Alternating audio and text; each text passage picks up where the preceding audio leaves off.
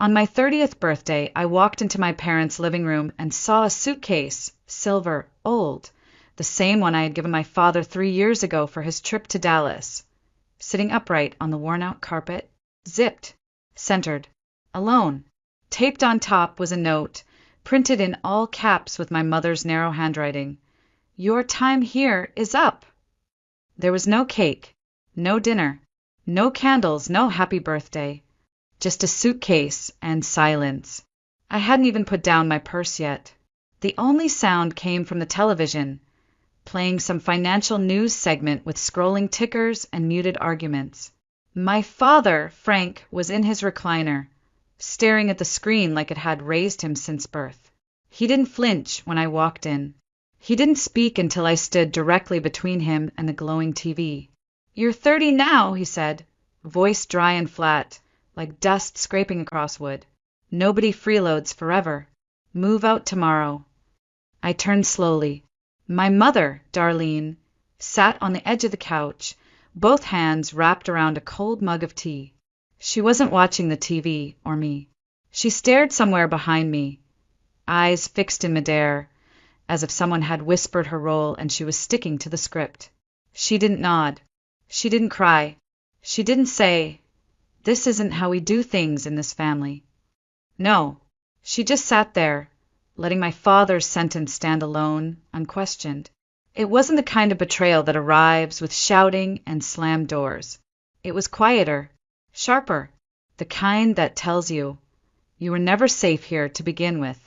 I looked at the suitcase, and suddenly I remembered the last time it had been used. 3 years ago, my father had a heart scan in Dallas. I had spent an entire weekend helping him pack, making a list of everything he'd need. Toothbrush, medication, extra socks. I bought that suitcase on my own dime, wrapping it with a red bow because he said his old one was too small. He never said thank you. He just told me it rolled unevenly. Now here it was again, returned to me, as a message, as a boundary, as a final receipt.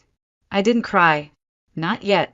I just stood there, staring at the seams, breathing slowly like I was afraid even my lungs might offend them. I looked down and realized I was still holding the grocery bag from earlier. Inside it, a tiny vanilla cake with crooked red icing that read, "Happy Birthday," in the world's laziest cursive. I had bought it on sale at the gas station bakery. No one was supposed to see it. I had picked it up just to feel less alone, less forgettable. But now, standing in that room full of nothing but cold air and turned backs, I realized I wasn't forgotten. I was deliberately erased. I placed the cake gently on the kitchen counter and backed away, like it was too fragile to touch or too honest to bear. Frank didn't look up again. My mother didn't speak. I knew in that moment this wasn't impulsive. They didn't just wake up and decide today was the day. No, this had been planned, calculated, executed like a quiet little eviction timed for maximum sting. Because they wanted me gone. But not just gone. They wanted me gone on my birthday. That was the point. It wasn't enough to dismiss me. They had to mark it, to let me know that even the day I was born, even that belonged to them and could be used against me. I stood there for one last moment, no longer waiting for someone to speak, just watching my own reflection in the darkened TV screen, flickering between market charts and weather alerts, and then I walked upstairs, quietly, slowly, as if leaving too loudly would be rude. I didn't sleep that night, not because I was sad, not even because I was angry, but because something deeper had snapped, something that had been stretched too thin for too many years. It was the moment I realized my love had become their habit, and habits don't say thank you. They expect you to stay. 8 years. That's how long I had been paying for that house to function, quietly, faithfully, without question. 8 years of watching my 20s dissolve into receipts, balances, and bank transfers with no room left for doubt. Only duty. I moved back in with my parents at 22, right after finishing my accounting degree. Not because I didn't have options. I had job offers, chances to start fresh in other cities. But my mother had called me 2 weeks before graduation. "Your dad's knee is flaring up again. The water bill's overdue. We just need a little help getting back on track. Just a little help. That's how it started. I told myself it was temporary. I even wrote it on a sticky note and stuck it above my desk. 6 months. Save up. Move out. I found my first job within days. Entry-level tax assistant at a local firm. I worked 10-hour shifts during tax season. Came home to dishes in the sink and a house that somehow always needed repairs. And I paid. I paid because I thought that's what grown daughters did. The electric bill? In my name. The water? Me. Internet? Me. Dad's new heart medication that insurance didn't cover? $112 a month on my card. Every oil change, tire replacement, brake fix on Mom's aging Camry? Mine. One winter, the furnace broke down in the middle of a snowstorm. My father said we could tough it out for a few days. I used my year-end bonus to call the repairman within 24 hours. My mom didn't thank me. She just said, "Well, you're the one who works full-time." They always had a reason why the bills fell on me. "You're single, no kids." "We're retired." "You're young, you'll bounce back." Every time I hesitated, my mother would look at me like I had slapped her. Family leans on each other, Madeline. What will happen when you're the one who needs help? But help, I learned, only flowed one direction in our house. My direction. Outward. I still remember the night I got my first promotion. Senior tax consultant. I brought home takeout to celebrate. Sushi. A little bottle of sparkling juice. When I walked in, Dad was yelling at the TV over a baseball game. Mom glanced up from her magazine and said, "Oh, that was today?" I ate alone in my room. I wasn't a daughter. I was a system, a quiet, reliable source of income that they could tap into without ever logging into a bank app. There were days I told myself maybe that was enough. Maybe being needed, even for the wrong reasons, was still a kind of love. But even that illusion cracked. Last winter. It was January. Springfield had been hit by an ice storm, one of the worst in years. The roads froze solid. Power lines collapsed. Most homes lost electricity. Ours didn't. Because 6 months earlier, I had paid $3,200 to upgrade our electrical panel and install backup insulation. I had used the bonus I'd been saving for a trip to Seattle, my first real vacation. I never booked the flight. I spent it on heat for all of us. That night, as the city darkened outside, my father cracked open a beer, leaned back, and said, "Glad we prepped smart, huh?" We. I smiled faintly, said nothing, because I knew. He didn't even remember. Not the quote, not the repair, not the receipt I still kept in a folder marked Deferred Dreams. And I remember thinking, this is who they are. And this is what I've become. A ghost with a paycheck. A warm body whose warmth they took for granted. Still I stayed. Until the night they gave me that suitcase and took away my last excuse for believing any of this was ever love. I didn't sleep that night. I didn't cry either. There was nothing left inside me but stillness, cold, clear, and absolute. I sat on the edge of my childhood bed. The one with the faded floral sheets and a cracked headboard that still creaked when I shifted my weight. The walls still held my college diploma in a wooden frame. A box of high school letters sat untouched in the corner closet. It felt like a museum curated by people who had just decided I didn't belong. At 1:12 a.m., I opened my laptop. The Wi-Fi network still said Darlene Loves Sunsets. Cute. I'd been paying for it since 2017. First, the electric and gas company. I logged in, canceled autopay, and removed my card. Then water and trash. Canceled. Then internet. Canceled. Then Netflix, which no one had ever asked to share. Just assumed was theirs. Canceled. Then came car insurance. I had bundled my dad's truck and mom's Camry under my name for a multi-vehicle discount. Removed them both. Policy canceled. Then came the joint checking account. My mother had begged me to open it, just in case of emergencies.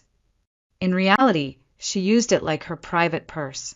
I transferred every cent, $2, for 3.91, to the personal account I had quietly opened 3 months ago, when my gut first whispered that something was wrong. And then I pulled out the black leather notebook from my desk drawer, the one I'd once bought to track my CPA study schedule. That night, it became something else. I flipped to the first blank page and began writing, Roof repair 2020 for $1,200. Dad's heart meds. 6 years x $112 equals $8,064.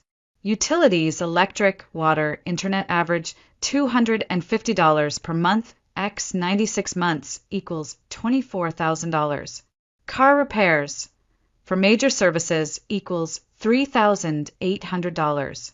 House insurance 3 years equals $3,600. Untracked emergencies EST $5,000. Total $48,664. I looked at the number. I didn't feel anger, not even regret. I felt clean, like I had just emptied a closet full of moldy clothes I'd been guilt-tripped into wearing. Every cancel button I clicked, every line I wrote, it wasn't revenge. It was removal, a slow, methodical undoing of a life that had never actually been mine. At 6:10 a.m., I zipped up the very suitcase they had placed in the living room. I didn't pack everything, just enough. A few changes of clothes, my laptop, the notebook, a single photo of me at age 5, holding a stuffed bear on the front porch. Before I knew what love could be twisted into, I walked through the house once more. The lights in the hallway flickered as always. Wires I'd suggested fixing last year, but Dad had said, if it ain't burning, don't touch it. In the kitchen, the cake still sat on the counter. The frosting had dried, crusted at the edges, the words Happy Birthday sagging like a joke that had outlived its punchline. I didn't take it. Instead, I turned off the kitchen light, walked down the front steps with my backpack and that silver suitcase, and stepped into the October morning chill. No one said goodbye. No one stopped me. And I didn't leave a note. By 6:45 a.m., I was in Eliza Monroe's apartment on the east side of Springfield. She had left the spare key under the mat, just like old times in college. I didn't speak when I walked in, just nodded when she opened the door, still in pajamas, eyes wide with concern. She didn't ask questions. She handed me a blanket and made tea. I stepped into her bathroom and took a 30-minute shower. Hot, full pressure, the kind I never allowed myself at home because I was always calculating the utility bill. I stood there as the steam rose around me, and for the first time in a decade, I didn't feel like a burden. I felt like a person. At exactly 8:13 a.m., my phone started vibrating like it had a pulse of its own. I let it ring, let it buzz itself into silence. Then it started again, and again. The first message was from my mother. Maddie, the Wi-Fi's not working. Did you change the password? Also, the TV says no signal. Please call. I'm sure you didn't do this on purpose. 5 minutes later, a second. Your father is furious. I'm trying to stay calm. You know he hates surprises. Please talk to us before this gets worse. Then the text snowballed, 6 more from her. 2 missed calls. 1 voicemail I didn't check. Then came a call from Aunt Lorna, who I hadn't spoken to in nearly a year. Your mother's very upset, Maddie. No one knows what's going on, but this isn't the way to handle things. You can't just shut your parents out like this. They gave you everything. Everything. The heater I paid for, the groceries I bought, the repairs I funded. I stared at the phone and flipped it face down on Eliza's table. By 10:30 a.m., my father texted me. You'll regret this. Family is forever. No comma, no punctuation, just a sentence dropped like a brick, like a verdict. I hovered over the block button.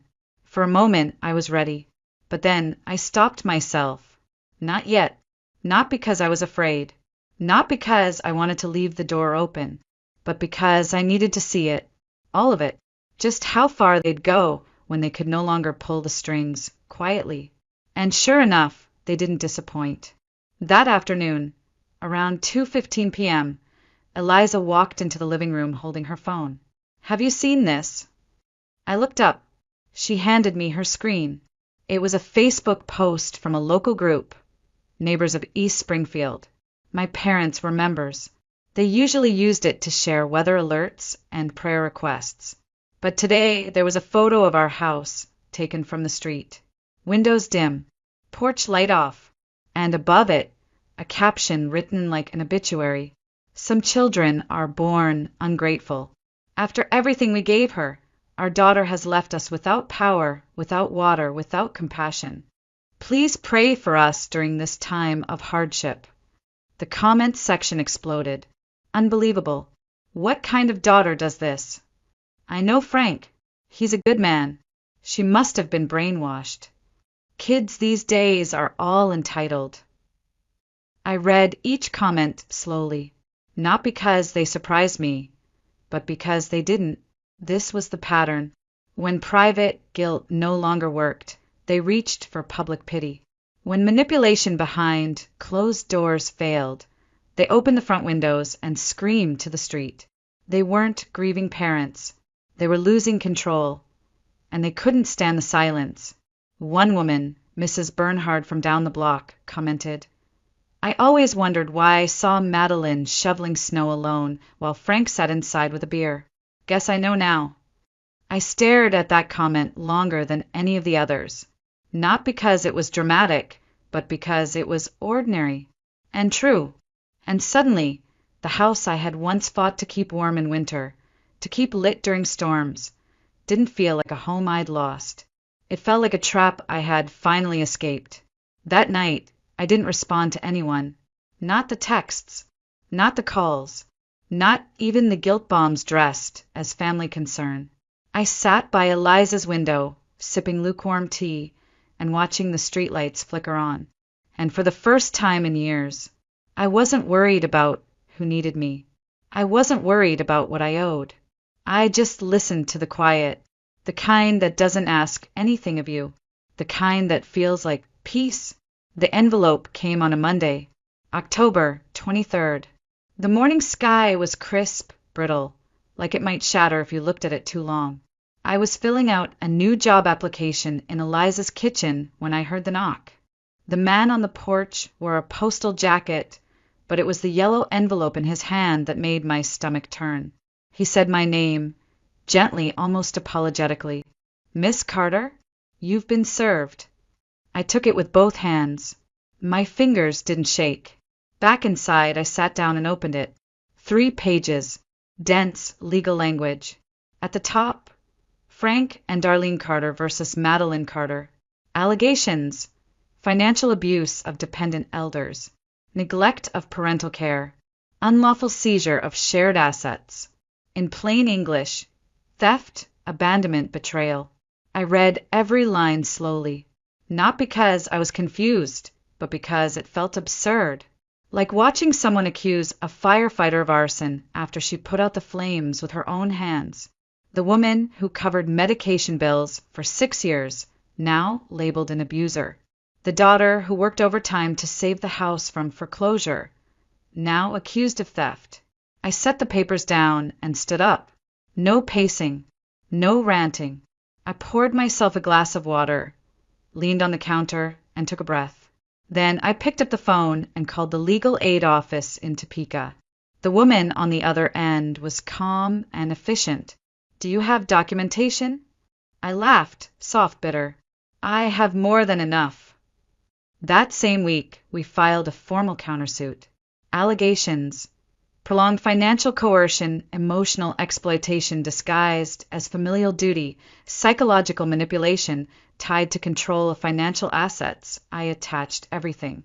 Utility bills with my name on every page. Bank transfers dating back 8 years. Screenshots of texts and emails, my mother asking for money like it was an invoice. Voicemails where my father yelled when I delayed payments by a day. Receipts. Statements. Guilt dressed up as gratitude. There was no need to dramatize. The truth, laid bare, was already louder than anything they could scream on Facebook. On Friday, October 27th, at exactly 10:02 p.m., I posted it all publicly. No long caption, no emotional breakdown, just hard facts lined up like a spreadsheet. Photos of invoices, audio clips with clipped voices saying, "Just pay it, Maddie." A video of me climbing a ladder during last winter's ice storm to clear out the gutters while my father watched football. A saved email from Mom. "We're tight again this month. Can you move your rent payment to our account? It's just this once." Under the post, I pinned one line, 8 years, $48,664. I didn't leave. I was pushed. By Saturday morning, I had 300 new messages. People I barely remembered messaged me, former coworkers, neighbors, even someone from high school. They had seen the post. They were stunned. Mrs. Langley, the neighbor 2 doors down, commented, "I once saw Madeline fixing the porch light at 10 p.m. while Frank sat inside drinking. I thought maybe she was just helpful." I was wrong. Another woman wrote, "I remember Darlene bragging that they never had to worry about bills since their daughter moved home. I thought she meant they were frugal. I get it now." And then it shifted, the narrative, from cold daughter to used daughter, from selfish millennial to silent workhorse, finally done. Public sympathy doesn't undo damage. It doesn't heal the years, but it cracked the mask they wore. And for once, I didn't have to say a word. The truth was doing just fine on its own. The courthouse smelled like lemon floor wax and old paper. Fluorescent lights buzzed overhead, washing the world in pale blue shadows. Room 2C, 9 a.m., Friday, October 27th, the same day my post had gone viral. I wore a plain navy blazer, hair pulled back, no makeup, not out of fear or submission, but because this wasn't a performance. This was closure. My attorney, Mrs. Dalton, a petite woman in her 60s with steel-colored hair and sharper eyes, flipped through our folder as if confirming a math equation. She didn't smile. She didn't need to. When Frank and Darlene walked in, I felt nothing. Not pain, not rage, just that quiet blankness that follows when you've already buried something. My father sat down heavily, jaw tight, lips pursed like he was chewing on pride. My mother looked smaller than usual, her cardigan sleeves bunched in her fists, like they might hold her together. Their attorney was a man who looked like a history teacher. Gray suit, glasses halfway down his nose. He opened their file, read a few lines, then turned slowly to them. He spoke low, but I could still hear it. "We don't want this to make the papers." He closed the folder. That was it. No court battle, no gavel slam, no dramatic testimony. They dropped the case. It happened so fast. The judge barely had time to blink. Papers shuffled. Chairs scraped. The hearing ended before it ever began. Frank stood up. He didn't look at the judge. He didn't look at me. He slammed his palm flat on the table, not hard enough to break anything, but enough to make my water bottle rattle, and hissed under his breath, "I can't believe my own daughter would turn her back like this." Then he stormed out, heavy boots echoing down the marble hallway. He didn't wait for my mother, didn't hold the door. Darlene didn't move right away. She stayed seated, eyes lowered, hands still twisted in her sleeves. And then, just above a whisper, barely louder than breath, she said, "I didn't know it would come to this." I didn't answer, not because I didn't have words, but because none of them would have mattered. Not to her. Not now. I stood, packed my folder back into my bag, nodded politely to my lawyer, and walked out. No hugs. No, I'm sorry. No redemption arc. Only distance. As I stepped into the morning light, the sun hit me full in the face. Sharp. Unapologetic. I blinked, and for the first time in a long time, I didn't feel tired. I wasn't celebrating. There were no balloons, no parade, no sense of winning. But I was no longer losing. That was enough. The truth had spoken. They had listened, Too late, too little, and walked away without a single word of accountability. That wasn't justice. It wasn't revenge. But it was something closer to peace. I had stood up. I had spoken plainly. I had walked through the storm they built and came out dry. And that would have to be enough. My new apartment wasn't much. 450 square feet on the third floor of a brick building near downtown Springfield. The hardwood floors creaked like stage actors. The windows moaned when opened. The heater had to be knocked twice before it would cough to life. But to me, it was perfect. I furnished it with flea market finds and furniture that no one else wanted. A chipped dining table, a sunken armchair with a burn mark the shape of Texas, a coffee mug that read, "World's okayest accountant." The rug was an ambiguous shade of gray that the landlady called vintage. I called it survived. I painted the walls myself. Pale blue, not to erase the past, but to mark where something else had begun. I chose a shade that reminded me of sky on a cold morning. Sharp, honest, unpretentious.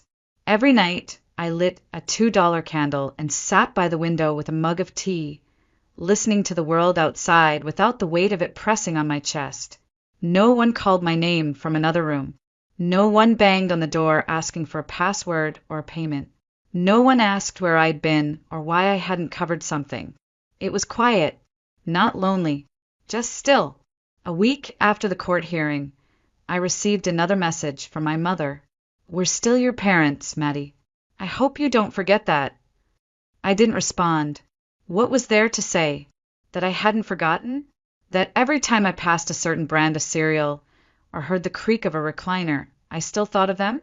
That I still caught myself calculating if I could afford to help out, even though there was no longer anyone asking? No. Some silences are sacred. Some distances are not punishments, they're oxygen.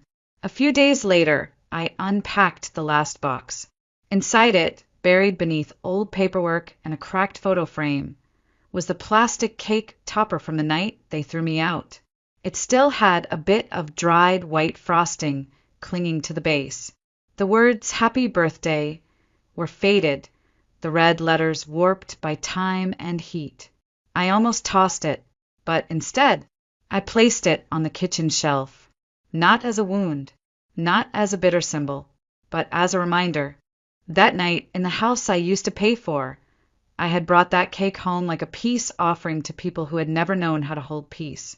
Now it sat in my home, my real one, not because I needed to forgive them, but because I needed to remember the moment I stopped asking to be kept. They had always said, "Who will take care of us when we're old?" I used to think the answer was me. Now I know the cost of that answer was my entire life, and I wasn't willing to pay it anymore. It's strange how peace doesn't arrive with trumpets or applause. It doesn't announce itself. It creeps in slowly like light under a door you thought had been sealed shut. One morning, I woke up and realized something had changed. I wasn't bracing anymore, not waiting for the phone to buzz with accusations or needs disguised as affection, not listening for footsteps in the hallway or voices calling my name, expecting something, money, attention, forgiveness. The silence had settled in, not empty, just clean. I still had bills, still had work stress, still had nights where I lay awake wondering how much of me had been shaped by their taking and how long it would take to find the parts that were mine. But I wasn't theirs anymore, and they knew it.